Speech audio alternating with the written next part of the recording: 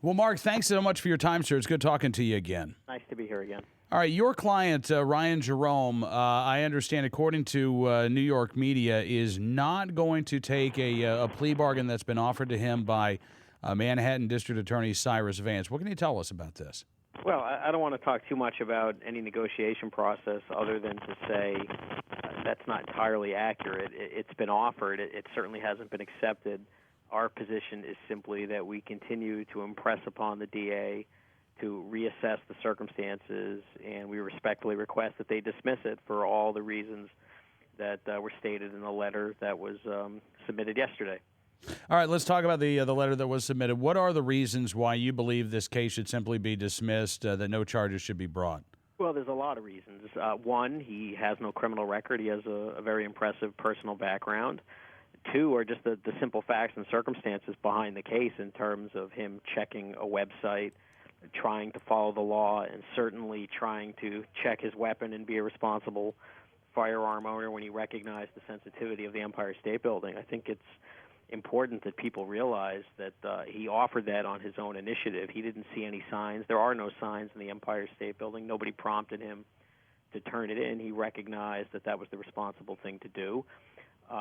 There's certainly no useful purpose that is served by prosecuting him to the point where it results in a criminal conviction, certainly none that we can understand what possible benefit there would be by making a criminal out of Ryan Jerome based upon what happened here, including based on how some of these other cases in New York are handled, which we referenced in the letter.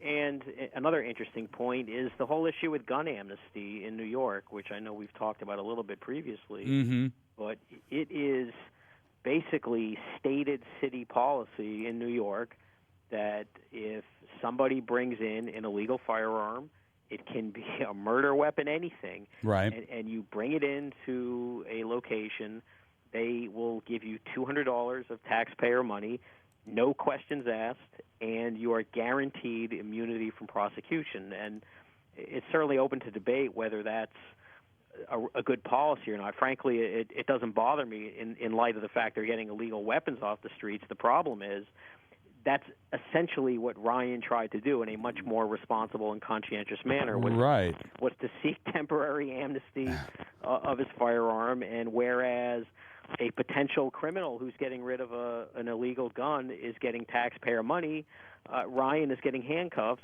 and a potential criminal record. And it just doesn't make any sense that you grant amnesty to a potential criminal who is doing it for money, but somebody who tries to be as responsible as they can under the circumstances has to live through this nightmare. And we just believe that's not a reason to stick a criminal record on him. It's just not.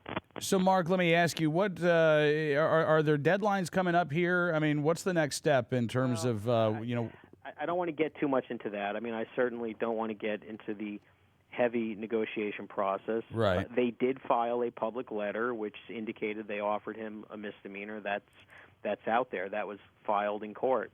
And our response was also filed in court, simply urging them to dismiss the case. But there is a court date scheduled for March 20th.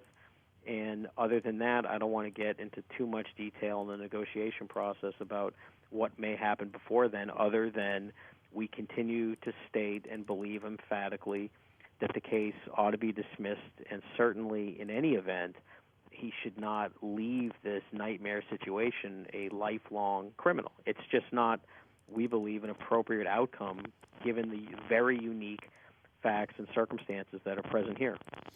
How's Ryan doing? I mean, I know that he's received a lot of support from around the country, but how's he holding up? Well, up and down, as you can probably imagine. I mean, he's facing very serious criminal charges. So there's certainly the stress and tension that goes with that. On the other hand, he has an incredible amount of national support, not just from fellow Marines, from people all over the place. I mean, I've taken note of some kind of Facebook page which has about 4,000 members supporting him. And I know that some of these letters that have been submitted to various law enforcement officials in New York, so he's certainly grateful and humbled by the incredible support he has, but this is difficult. I mean, this is a very serious situation which can result in a criminal record. It can result in a state prison sentence, and it's just hard to fathom that, given what the facts are here and what the other attendant circumstances are, that this could actually happen. It just seems like a bad dream, but it's very, very real. Again, Mark Betterow representing Ryan Jerome there in New York. And Mark, thank you again, sir, for coming on the program. I hope you'll keep us updated about more developments in Mr. Jerome's case. Sure. Have a good one. All right, you too. Mark Betterow joining us here tonight on Cam & Company.